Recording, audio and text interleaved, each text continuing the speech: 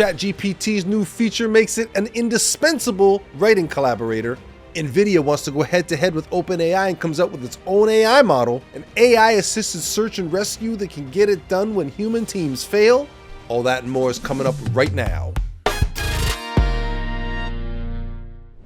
Now, our first story is about the new Canvas collaboration tool inside of ChatGPT. I almost slept on this story. It wasn't in my rundown until I started seeing everybody talking about it in all of my news feeds, and I had to say, hold on a second, qu'est-ce que c'est? I looked into it, checked it out, and I'm like, wow, this seems to be the answer to every wish I've ever had for what I could do with ChatGPT as a writing assistant. So it used to be that I would have to get ChatGPT to write a draft of something, and then I'd have to copy that into another document so that I could then copy and paste the individual paragraphs and go paragraph by paragraph like that. And even then, to make a small tweak, it would keep giving me the whole paragraph again. Well, now you can go in, highlight what you want to work on, type in right little above where you highlighted there, and it'll make the tweak inside the document that you're working on. So this is a new Canvas interface, a new dedicated workspace separate from the usual chat window, where it provides tools for editing, debugging, and revising code, as well as refining writing projects. So you can collaborate more efficiently with ChatGPT 4.0, and this is currently in beta for Plus and Teams users. I'm in there, so I can't wait to use this. So it's going to streamline your workflow. It's going to suggest edits, adjust the length, change the reading level anywhere from kindergarten to graduate school, add a final polish, checking for grammar, clarity, and consistency, and also adding relevant emojis for emphasis and color. That was a nice touch in there at the end. If I select this text, I can also format it, make it bold, italic, change it to headings, things like that. So if I click suggest edits, it actually reads through the story that it wrote and then suggests its own edits to its own story. And if you like the edits that it's suggesting, just like in a Google Doc or something like that, you click apply and it actually tweaks it and edits it with the new version that it suggested to itself. I can click on adjust length, and we've got a little slider here to make it super long or super short. So if I go to shortest and just let go, you'll see it'll just rewrite the whole thing, but in a much shorter version.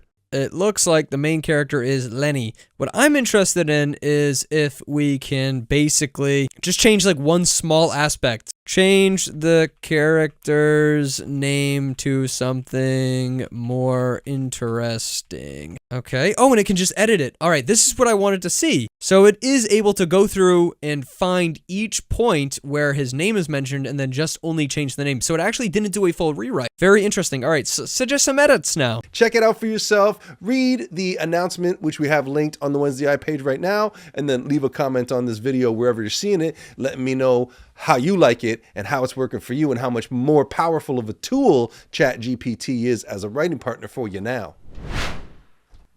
Now, earlier this year, you saw the new image generation model called Flux come out and had everybody in the AI space saying that Midjourney's days as the dominant and even default image generation tool might be over. Well, now Flux has come out with their 1.1 model, boasting image generation 6 times faster than its predecessor with improved quality, diversity, and prompt accuracy. Let's just generate this. It's a black Lamborghini and some other cool stuff that we have in the prompt. And I want to see what it will look like with this new model. And I'm gonna do 4 images because I wanna see 4 images and not just one. All right, so the images are done and let's look at the first one. Look at that, this looks amazing. All those vibrant colors here. You can see the beautiful sunset there and the quality looks amazing. Now, with how good Flux's images are, now for me personally, if I may editorialize for a moment, you don't have the same level of sort of artistry. Like, I haven't seen Flux be able to mimic like the looks of kind of movie cameras and stuff like that, like I've seen Midjourney be able to do. Midjourney is still the champion when it comes to that. But in terms of realistic imagery, realistic detail, old photo styles, stuff like that, Flux seems to be kicking all of the butt.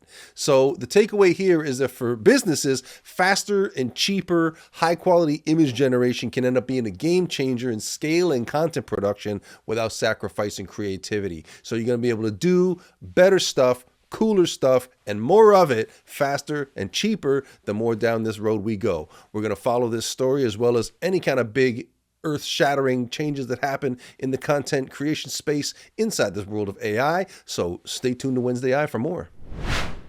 Now, Nvidia is the 800-pound gorilla in the chip space. They got a lot to say over what goes on inside your computer, but now they want to have a hand in how you use your computer, so they've come out with the NVLM 1.0 model. This is an open source model to compete with systems like GPT-4.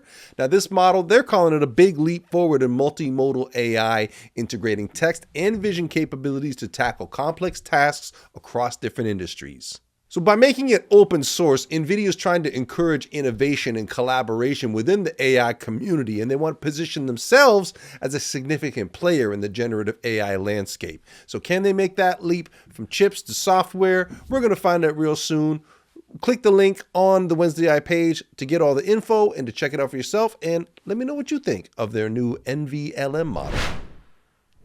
Now, anytime you're talking about artificial intelligence in polite company, whether you're talking about new creative tools or its impact on business or the impact it's having in the health sciences, the topic that's going to come up sooner than later is the degree to which AI is going to put people out of work, replace workers. A lot of people have a very pessimistic view on this point, but MIT economist Darren Acemoglu is saying that you don't need to worry about that because AI over the next 10 years is only going to be able to do about 5% of the jobs.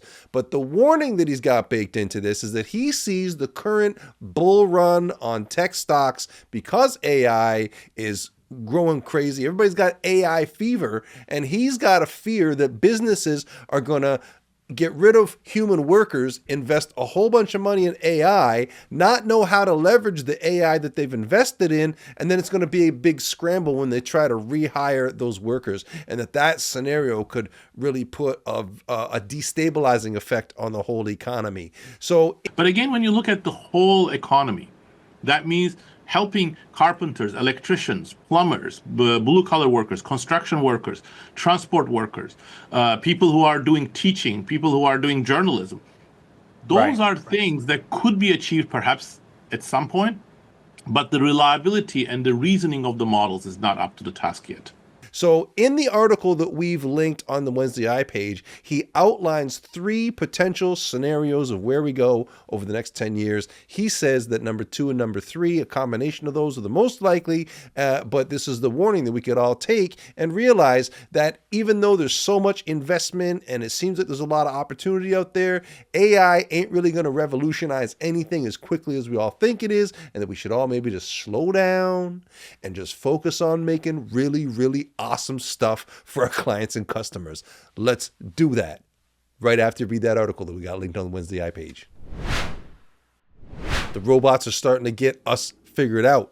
Apparently, researchers have developed AI systems that can detect emotions by analyzing facial expressions, walking patterns, and even wireless signals. One AI model that was tested on video recordings achieved an 80% accuracy in reading emotions from how people walk. So this technology could revolutionize fields like mental health, VR, and human-computer interactions by enabling machines to understand and respond to human emotions more accurately. Now, of course, you've got the anti-AI side saying that this is setting up a lot of potential invasions of our privacy and manipulating our data, manipulating even us. So it's another question about where the ethical line gets drawn. But from a strictly technical point of view, these are humongous advancements, and we will cover this story as we continue. So stay tuned to WednesdAI. Now, this one seems especially relevant considering what's going on in the southeastern United States and the unprecedented weather events that they're facing.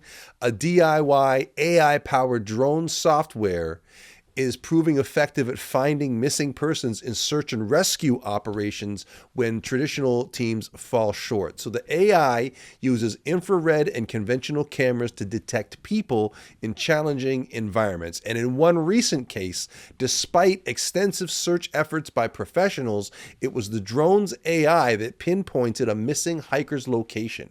So this is technology that's gaining attention for its ability to work in harsh conditions, potentially saving lives where human teams and conventional methods struggle. Now, I don't mind sharing with you that it makes me a bit emotional when I think of what's going on in that region that I mentioned right now. And for the sake of anybody who's being affected by any of that, I can't hope enough that technology like this helps families in affected regions as quickly as we can get it to happen. Now, if you're safe and dry, then please take a moment to express gratitude for that fact to whatever higher power you believe in. And with that said, I think we could all use a moment of levity with our videos of the week. First up, it's someone who's new to me with this video that's one of the most slick videos I've ever seen done in AI. It looks the most like people in costumes as opposed to computer-generated figures in this. Just in time for Halloween, it's Suburban Monsters, the music video by Lamar Louder. They smile, laugh, but don't be fooled behind the fence and the deep green pool. Follow the attic to the basement. They must be confident 'cause they live among us. Suburban monsters.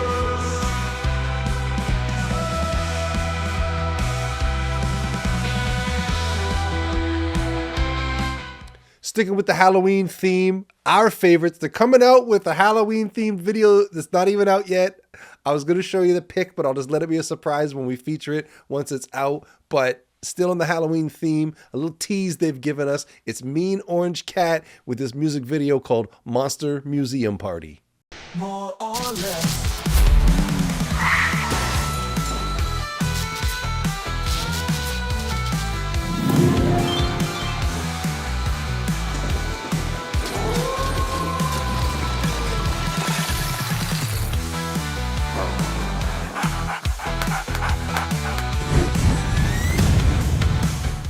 And finally, let's take it back, way back. Let's take it back to the 90s. And while you're at it, congratulate her for 2,000 followers on X. Here's Trisha Code. Let's take it back to the 90s. No phone, you couldn't find me. I was at my mates, watching movies on a VHS tape. Monster Munch, a chip body, maybe a pack of sherbet if you're lucky. Take it out, Street Fighter 2, Kenshin, Lee, Guile or Ryu. Rave Party M25, I've seen the Prodigy live. Jumping fences at a festival, just in time to hear Wonderwall. Let's take it back to the 90s. Here on WednesdAI, we bring you the biggest headlines from the world of AI in a concise and entertaining package. And if you want to hear about it first, then get on the WednesdAI page, sign up for the newsletter, and get it in your inbox with the biggest news when it drops, when the new episode comes out. You're going to get it first. And if you're making something cool in AI, or you got a tip, something we should cover on the show, send us the link. We're on X, Instagram, LinkedIn. Leave a comment on the YouTube video, slip me an email. And if you're having trouble coming up with just what to say, get on ChatGPT and use that new Canvas tool. It'll help you figure it out and work together. It's a harmonious world like that. See you next time.